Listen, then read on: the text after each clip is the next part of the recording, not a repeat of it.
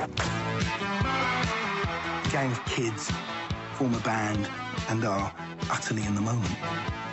If you're a young kid and you want to look exciting and stand out on a street, then everything I wore was everything we all wore. I think was with genuine enthusiasm. I don't look back on anything thinking that was naff.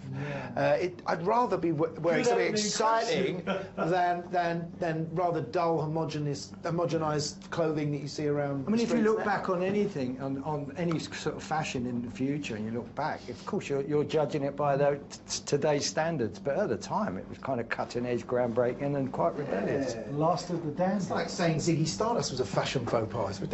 Yeah, but you know, I'd rather do something that you believe in, which we did, rather than, you know, bands today that have a stylist and are told what to wear, whether they like it or not.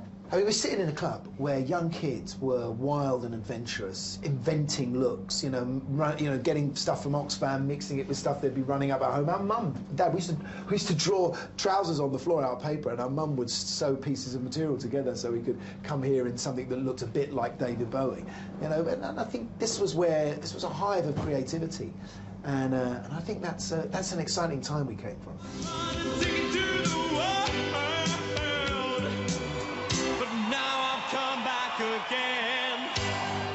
London in the 80s compared to London now, which one do you prefer? Love them both. No, it's our hometown, so I mean, we are part of the fabric. We grew up here. We're shaped by London in many ways, and you know, what we learned here and grew up, you know, exciting times as teenagers, and then we've taken that across the world.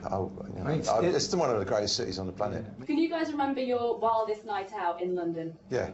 Last Thursday week. If you remember what your wildest night out is, you didn't have a wild night.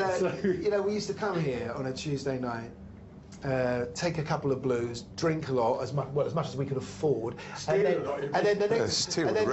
the next morning get up and serve up Miss London magazines outside the Holborn Tube Station to try and earn some money and pay for our hangover. You know? And that would last until actually one day we were in the magazine. We thought, hello boys, we better stop. Yeah, that's true.